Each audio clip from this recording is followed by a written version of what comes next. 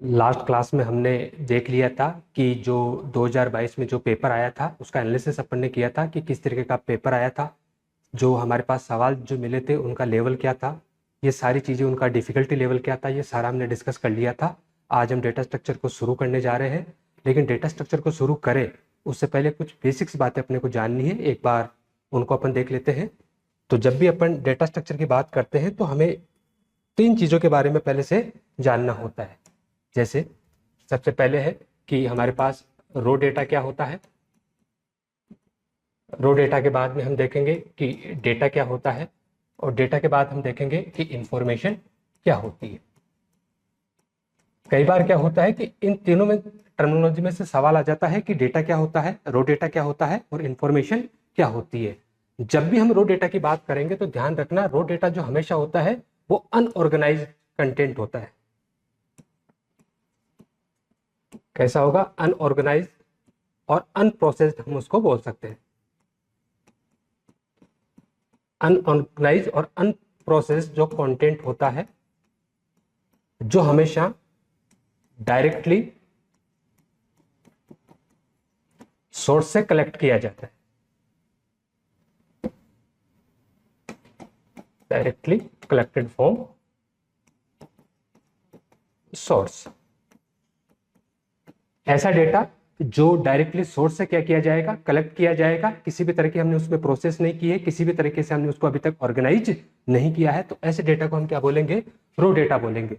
एक बार जब रो डेटा हमारे पास आ जाता है तो इस रो डेटा को हमें क्या करना होता है? प्रोसेस करना होता है, या हम यूं कह सकते हैं कि प्रोसेस्ड जो रो डेटा होता है, प्रोसेस जो रो डेटा होता है जिसको हम स्टोर कर सकते हैं इन स्टोर। ठीक है, ऐसा रो डेटा जिसको हमने प्रोसेस कर लिया है और प्रोसेस करने के बाद अब हम उसको क्या कर रहे हैं? स्टोर कर रहे हैं। तो इस टाइप का जो कंटेंट होगा उस कंटेंट को हम क्या बोलेंगे? डेटा बोलेंगे। और एक बार जब डेटा हमारे पास आ गया और हमने अगर डेटा को प्रोसेस किया, जो हमारे पास प्रोसेस डेटा होता है, जो प्रोसेस डेटा होगा उस प्रोसेस डेटा को हम क्या बोलेंगे? यहां पर इंफॉर्मेशन बोलेंगे। डेटा और इंफॉर्मेशन में माइनर सा फर्क होता है। फर्क ये होता है कि रो डेटा हमारे पास आया, जब हमने रो डेटा को प्रोसेस किया, प्रोसेस करने के बाद हमने उसको किसी खास फॉर्मेट में क्या कर लिया? स्टोर करवा लिया। यहां तक वो डेटा है, लेकिन जो हमारे पास डेटा स्टोर है, उस स्टोर डेटा को जब हम आगे प्रोसेस करते हैं और किसी भी तरह का इंसाइट हम गेन करते हैं, किसी भी तरह का यूजफुल कंटेंट जब हम उसमें से निकालते हैं, तो जो यूजफुल कंटेंट आता है उस कंटेंट को हम क्या बोलेंगे? यहां पर इंफॉर्मेशन बोलेंगे। ध्यान रखना, जो रो डेटा होता है, रो डेटा का जो यूजफुलनेस होता है वो बहुत ही लो होता है, मतलब इसकी जो उपयोगिता है वो बहुत ही कम होती है। डेटा का जो यूजफुलनेस है वो मॉडरेट होता है। ठीक है, और जो इंफॉर्मेशन होती है, इंफॉर्मेशन की जो उपयोगिता है वो हमारे पास यहाँ पर क्या होती है? हाई होती है। तो इन चीजों को ध्यान रखना कि जो रो डेटा होता है, रो डेटा की जो उपयोगिता है वो बहुत ही लो है, डेटा की मॉडरेट है, और जो हमारे पास इंफॉर्मेशन है, इंफॉर्मेशन की हम क्या बोलेंगे? यहाँ पर हाई यूजफुलनेस होती है। अब एक एग्जांपल से इन तीनों को हम समझते हैं कि रो डेटा, डेटा और इंफॉर्मेशन में क्या फर्क है। फॉर एग्जांपल, हमने बोला लिस्ट ऑफ नंबर्स, कि कुछ लिस्ट ऑफ नंबर है हमारे पास, लिस्ट ऑफ नंबर्स, और वो मान लो वो लिस्ट ऑफ नंबर्स कुछ ऐसे हैं।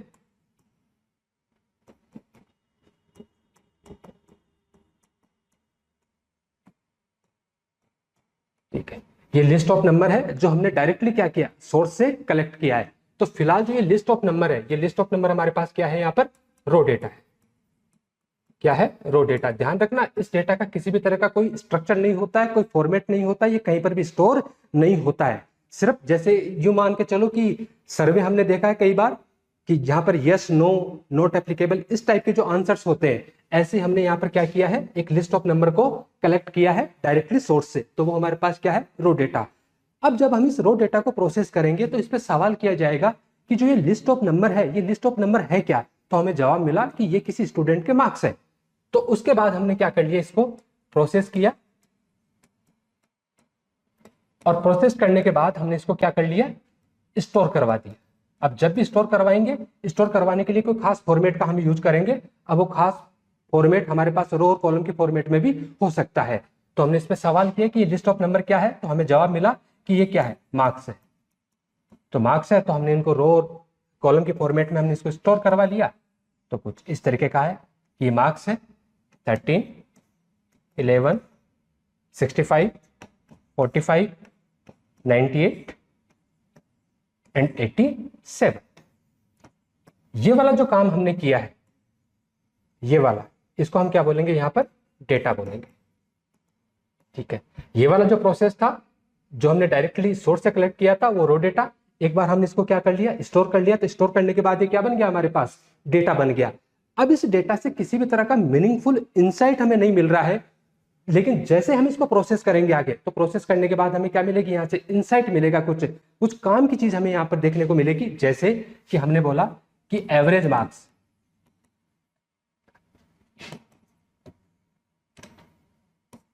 एवरेज मार्क्स अगर अपने को निकालना है, ठीक है, मान लो कि हमने बोला कि मिनिमम मार्क्स, हमने बोला मैक्सिमम मार्क्स, ठीक है, मान लो हमने परसेंटेज भी निकालनी चाहिए। ठीक है, तो ये सारे के सारे जो चीजें हैं, एवरेज मार्क्स अपने को फाइंड आउट करना है, मिनिमम नंबर फाइंड आउट करना है, मैक्सिमम नंबर फाइंड आउट करने, मान लो परसेंटेज अपने को फाइंड आउट करनी है। तो ये हमारे पास क्या है, मीनिंगफुल इंसाइट। ये क्या हमारे पास मीनिंगफुल इंसाइट्स है, और इन मीनिंगफुल इंसाइट्स को हम क्या बोलते हैं, इंफॉर्मेशन बोलते हैं। तो उम्मीद करते हैं कि इन तीनों में रिलेशन आपको समझ में आ गया होगा, raw data, data and information. Raw data directly जो सोर्स से कलेक्ट किया जाता है, अनप्रोसेस्ड होता है, उसके बाद जैसे हम इसको प्रोसेस करेंगे, किसी खास फॉर्मेट में स्टोर करेंगे, उसके बाद वो डेटा बन जाएगा। और उस डेटा को लेके जब हम किसी भी तरह का और उस पर सवाल करेंगे और कुछ मीनिंगफुल इंसाइट अपन गेन करेंगे, तो वो सारी की सारी चीजें क्या होगी, क्या कहलाएगी, यहाँ पर इंफॉर्मेशन कहलाएगी। तो जब भी हम डेटा स्ट्रक्चर को समझेंगे, तो डेटा स्ट्रक्चर को समझने से पहले हमने तीनों चीजों को डिस्कस कर लिया। अब ध्यान रखना, जब भी हम बात डेटा स्ट्रक्चर की करते हैं, तो डेटा स्ट्रक्चर में कहीं पर भी रो डेटा का रोल नहीं आएगा। रो डेटा हमारे पास होगा। डेटा स्ट्रक्चर जो हमारा शुरू होता है वो कहां से शुरू होता है, डेटा से शुरू होता है, कि हमें डेटा को कैसे स्टोर करना है। यहां से शुरू होके उस डेटा को इस तरीके से स्टोर करेंगे कि जब भी हमें कुछ मीनिंगफुल इंसाइट यहां पर फेच करना पड़े, तो वो मीनिंगफुल इंसाइट हम क्या करें, एफिशिएंट तरीके से फेच कर सके। तो लिखा है कि रो डेटा क्या होगा, रो डेटा बेसिकली हमारे पास क्या है, अनप्रोसेस्ड डेटा है। ठीक है, कैसा है, रो डेटा अनप्रोसेस्ड है और अनऑर्गेनाइज्ड है। जो डायरेक्टली क्या हुआ है, सोर्स से कलेक्ट किया है, तो वो क्या होगा हमारे पास, रो डेटा। रो डेटा है वो एक अनऑर्गेनाइज्ड फैक्ट है, जिसको क्या करने की जरूरत है, उसको प्रोसेस करने की रिक्वायरमेंट होती है। इसका किसी भी तरह का कोई स्ट्रक्चर और फॉर्मेट नहीं होता है। जो हमारे पास रो डेटा है, ना उसका कोई स्ट्रक्चर होता है, ना उसका कोई फॉर्मेट होता है, और उसमें कुछ एरर्स भी हो सकती है, कुछ डुप्लीकेट वैल्यू भी हो सकती है, और कुछ डेटा ऐसा भी हो सकता है जो इररिलेवेंट है, वो आपके किसी भी काम का नहीं है। जो काम आप करने जा रहे थे, ठीक है, वहां से जब आपने डेटा कलेक्ट किया, तो उसमें कुछ डेटा ऐसा भी आ सकता है, वो आपके ये किसी भी तरह रिलेवेंट नहीं है, किसी भी तरह काम का नहीं है। तो जो आपका रो डेटा होगा, रो डेटा में एरर भी हो सकती है, वो डुप्लीकेट भी हो सकता है, और वो आपका इररिलेवेंट भी हो सकता है। और जो यूजफुलनेस है, जो उसकी उपयोगिता है, वो कैसी है, बहुत ही लो है। तो जो आपका रो डेटा है, रो डेटा की यूजफुलनेस कैसी हो जाएगी आपकी, बहुत ही लो हो जाएगी। आगे अगर अपन डेटा की बात करें, तो बोला है कि एक ऐसा फैक्ट जिसको क्या किया जा सके, रिकॉर्ड किया जा सके, स्टोर किया जा सके, उसको हम क्या बोलेंगे, डेटा बोलेंगे। डेटा कैसा होता है, ऑर्गेनाइज्ड होता है। ठीक है, किसी खास फॉर्मेट में क्या होगा, वो ऑर्गेनाइज्ड होगा। या हम यूं कह सकते हैं कि जो हमारे पास रो डेटा था, उस रो डेटा को हमने क्या कर लिया, एक फॉर्मेट में बांध दिया, तो उसके बाद वो क्या हो जाएगा, डेटा हो जाएगा। लेकिन जो है हमारे पास डेटा, ठीक है, उसको अपन स्टोर कर लेंगे, लेकिन अभी भी उसके पास still may not give insight directly. अभी भी हम उसको देख के किसी भी तरह का कोई इनसाइट या मीनिंगफुल कंटेंट हम उसमें से फेच नहीं कर सकते। बाद में हम उसको क्या करना पड़ेगा, प्रोसेस करना ही पड़ेगा। उसका कुछ ना कुछ खास स्ट्रक्चर होता है, ठीक है। अब वो स्ट्रक्चर कैसा भी हो सकता है, रो और कॉलम वाला भी हो सकता है, हम उसको डेटाबेस में भी स्टोर कर सकते हैं, हम उसको स्प्रेडशीट में भी स्टोर कर सकते हैं, लेकिन उस डेटा को हम क्या करेंगे, किसी खास स्ट्रक्चर में क्या करेंगे, उसको स्टोर करेंगे। और जो यूजफुलनेस है वो मॉडरेट है, इसका जो यूजफुलनेस होगा वो कैसा होगा, आपका मॉडरेट होगा।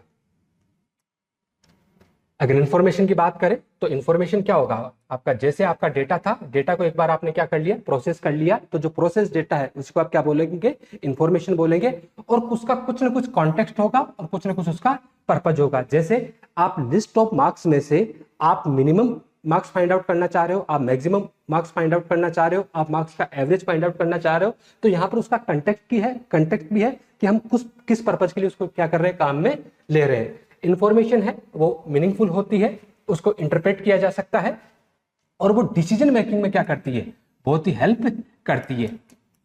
एक एग्जाम में सवाल आया हुआ है कि रो डेटा, डेटा और इंफॉर्मेशन, इन तीनों में से डिसीजन मेकिंग में हेल्प कौन करता है, तो आपका जवाब होगा इंफॉर्मेशन जो होती है वो कहां पर हेल्प करती है, हमारी डिसीजन मेकिंग में हेल्प करेगी। इंसाइट प्रोवाइड करवाता है और डिसीजन और एक्शन को क्या करेगा, सपोर्ट करेगा। और जो यूजफुलनेस है वो उसकी क्या होती है, हाई होती है। ठीक है, तो इतना हमने डिस्कस कर लिया कि रो डेटा, डेटा और इंफॉर्मेशन में क्या डिफरेंस होता है। अब हम डेटा स्ट्रक्चर की तरफ मूव करें, उससे पहले हम ये देख लेते हैं कि डेटा हमारे पास होता कितने कितने तरह का है। मैं कितने का तरह का डेटा से ये नहीं कि डेटा के टाइप्स नहीं, कि जो डेटा की जो ब्रॉड कैटेगरी है, ब्रॉड कैटेगरी में जो डेटा है वो कितने तरह का हो सकता है। तो जब भी हम ब्रॉड कैटेगरी में डेटा की बात करते हैं तो डेटा हमारे पास दो तरह का निकल के आता है। पहला जो होता है वो होता है हमारे पास सिंगल वैल्यू डेटा, और दूसरा जो होता है वो होता है हमारे पास सेट ऑफ वैल्यू डेटा। ठीक है, पहला होगा सिंगल वैल्यू डेटा और दूसरा होगा हमारे पास set of value data. Single value data का मतलब क्या है कि ऐसा डेटा जिसकी सिर्फ एक ही वैल्यू है। जैसे हमने बोला लेट्स से कोई भी डेटा है 13, इसकी एक ही वैल्यू है, तो ये कैसा हो जाएगा, हमारा सिंगल वैल्यू डेटा हो जाएगा। लेकिन जब भी हम सेट ऑफ वैल्यू डेटा की बात करते हैं तो वहां पर किसी एक एंटिटी को रिप्रेजेंट करने के लिए बहुत सारा डेटा हमारे पास आता है। जैसे मुझे किसी स्टूडेंट को रिप्रेजेंट करना है, क्या करना है, किसी स्टूडेंट को रिप्रेजेंट करना है। अब जब स्टूडेंट को रिप्रेजेंट करने की बात आएगी तो उससे रिलेटेड तो बहुत सारा डेटा हमारे पास आएगा। अब स्टूडेंट से रिलेटेड बहुत सारा डेटा हो सकता है कि जैसे हमें स्टूडेंट के रोल नंबर भी स्टोर करवाने हो, स्टूडेंट का नेम भी स्टोर करवाना हो, उसके मार्क्स भी स्टोर करवाने हो, ठीक है, उसका एड्रेस भी स्टोर करवाना हो, ठीक है, इसकी परसेंटेज भी स्टोर करवानी हो, ठीक है, और यहाँ पर उसकी फीस भी क्या करनी हो, स्टोर करवानी हो। तो एक डेटा है हमारे पास क्या, स्टूडेंट। लेकिन जैसे स्टूडेंट को हम रिप्रेजेंट करने की कोशिश करेंगे तो हमारे को क्या करना होगा, सेट ऑफ डेटा को क्या करना पड़ेगा, यहाँ पर होल्ड करना पड़ेगा। तो जब भी डेटा की बात आएगी, डेटा या तो सिंगल वैल्यू होगा जिसकी सिर्फ एक ही वैल्यू होगी, या डेटा हमारे पास क्या होगा, सेट ऑफ वैल्यू डेटा होगा। और सेट ऑफ वैल्यू डेटा होगा तो उसमें बहुत सारा कंटेंट अपने को क्या करना पड़ेगा, स्टोर करना पड़ेगा। अब सिंगल वैल्यू डेटा हो चाहे सेट ऑफ वैल्यू डेटा हो, जब भी इस डेटा को मेमोरी में स्टोर करवाया जाएगा, ठीक है, ध्यान रखना हम डेटा स्ट्रक्चर पढ़ रहे हैं, डेटा स्ट्रक्चर जब पढ़ रहे हैं तो जब मेमोरी की बात की जाएगी तो वो किसकी बात की जाएगी, यहाँ पर प्राइमरी मेमोरी की बात की जाएगी। तो जब भी हम इस डेटा को प्राइमरी मेमोरी में स्टोर करवाएंगे तो प्राइमरी मेमोरी में स्टोर करवाने के लिए जिस कंसेप्ट का यूज किया जाता है उस कंसेप्ट को हम क्या बोलेंगे, वेरिएबल। क्या बोलेंगे, वेरिएबल। तो जब भी आप डेटा को स्टोर करवाने की बात करोगे तो स्टोर कहां करवाया जाएगा, इसको वेरिएबल में स्टोर करवाया जाएगा। अब वेरिएबल क्या होता है, बेसिकली एक मेमोरी में नेम्ड लोकेशन होती है, named location in memory that is used for store और होल्ड वैल्यू। ये मेमोरी है, मान लो कि ये रैम है, इस रैम का कुछ ऐसा पोर्शन है, ठीक है, जिसका अपना क्या है, नाम है। जैसे नाम हमने लिख दिया यहाँ पर मार्क्स, और उसकी क्या है, लोकेशन, जैसे हमने क्या किया यहाँ पर 1000, और उसमें वैल्यू हमने क्या स्टोर करवा ली, लेट्स से 13। तो ये क्या हो गया, हमारे पास वेरिएबल हो गया। तो जब भी हमें डेटा को मेमोरी में रिप्रेजेंट करने की बात आएगी तो हम किसका यूज करेंगे, वेरिएबल का यूज करेंगे। और जब वेरिएबल का यूज करेंगे तो वेरिएबल क्या होगा, मेमोरी में एक ऐसी लोकेशन जिसका अपना नाम है और वो डेटा को स्टोर या रिप्रेजेंट करने के लिए यूज किया जाएगा। अब डेटा अभी अभी हमने देखा था कि जो हमारा डेटा है वो दो तरह का है। पहला है हमारा सिंगल वैल्यू और दूसरा हमारा set of value. Single value data में एक वैल्यू होगी, सेट ऑफ डेटा में बहुत सारी वैल्यूज होगी। दोनों ही तरह के डेटा को मेमोरी में स्टोर करवाने के लिए वेरिएबल का यूज करेंगे। अब जो वेरिएबल का जो टाइप होगा कि हम किस टाइप का वेरिएबल बनाने वाले हैं वो डिपेंड करता है कि उस डेटा का नेचर कैसा है, उसका टाइप क्या है, और उसके लिए हम किसका यूज करेंगे, डेटा टाइप के कंसेप्ट का यूज करते हैं। लेकिन जब भी हमें सिंगल वैल्यू डेटा को मेमोरी में स्टोर करवाना पड़ेगा तो उसके लिए हम किसका यूज करते हैं, प्रिमिटिव डेटा टाइप का। किसका यूज करेंगे, प्रिमिटिव डेटा टाइप का। हमें पता है कि जो प्रिमिटिव डेटा टाइप होते हैं वो रेडीमेड डेटा टाइप होते हैं और इन्हीं को हम क्या बोलते थे, कई बार बिल्ट इन डेटा टाइप भी बोल देते हैं, बिल्ट इन डेटा टाइप। और जब भी हमें सेट ऑफ वैल्यू डेटा को स्टोर करवाने की बात आएगी तो हम हमेशा किसका यूज करेंगे, नॉन प्रिमिटिव डेटा टाइप का यूज करेंगे, नॉन प्रिमिटिव डेटा टाइप का। और नॉन प्रिमिटिव डेटा टाइप को कई बार हम यूजर डिफाइंड डेटा टाइप भी बोल देते हैं।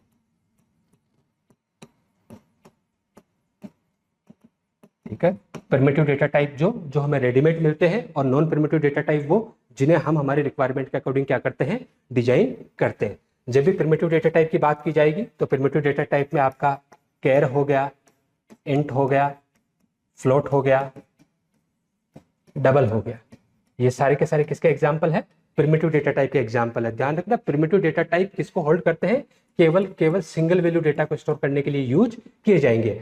अगर कैरेक्टर की बात करें तो कैरेक्टर किसको रिप्रेजेंट करता है, सिंगल कैरेक्टर को रिप्रेजेंट ओनली सिंगल कैरेक्टर। ठीक है, अगर इंटीजर की बात करें तो represent integer value. Integer value ऐसी वैल्यू जिनमें पॉइंट वाले नंबर नहीं होते, तो इंटीजर को हम बोल सकते हैं नंबर विदाउट डेसिमल पॉइंट। ठीक है, जिनमें डेसिमल पॉइंट नहीं होता है ऐसे नंबर को हम क्या बोलेंगे, यहां पर इंटीजर बोलेंगे। फ्लोट और जो डबल है दोनों का काम क्या होता है, रिप्रेजेंट रियल नंबर। जो भी पॉइंट वाले नंबर होते हैं उन दोनों को रिप्रेजेंट करने के लिए हम किसका यूज करेंगे, फ्लोट या डबल का यूज कर सकते हैं। अगर हमें कम प्रिसिशन का डेटा चाहिए होता है तब हम फ्लोट का यूज करेंगे, और अगर हमें एक्यूरेट ज्यादा प्रिसिशन चाहिए होता है तब हम किसका यूज करेंगे, डबल का यूज करेंगे। नॉन प्रिमिटिव डेटा टाइप में अगर हम सी और सी प्लस प्लस जैसी लैंग्वेज की बात करें, सी और सी प्लस प्लस जैसी लैंग्वेज की बात करें तो वहां पर हम कौन से कंसेप्ट का यूज करते हैं, स्ट्रक्चर का यूज करेंगे। या फिर हम सी प्लस प्लस या जावा जैसी लैंग्वेज की बात करें तो वहां पर इस काम को करने के लिए कौन रेस्पॉन्सिबल है, क्लास।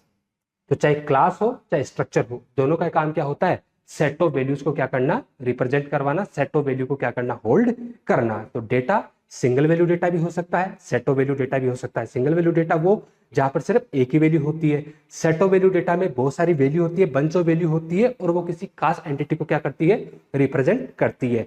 अब डेटा हो सिंगल वैल्यू डेटा हो या सेट ऑफ वैल्यू डेटा हो, दोनों ही तरह के डेटा को मेमोरी में रिप्रेजेंट करने के लिए हम वेरिएबल के कंसेप्ट का यूज करते हैं।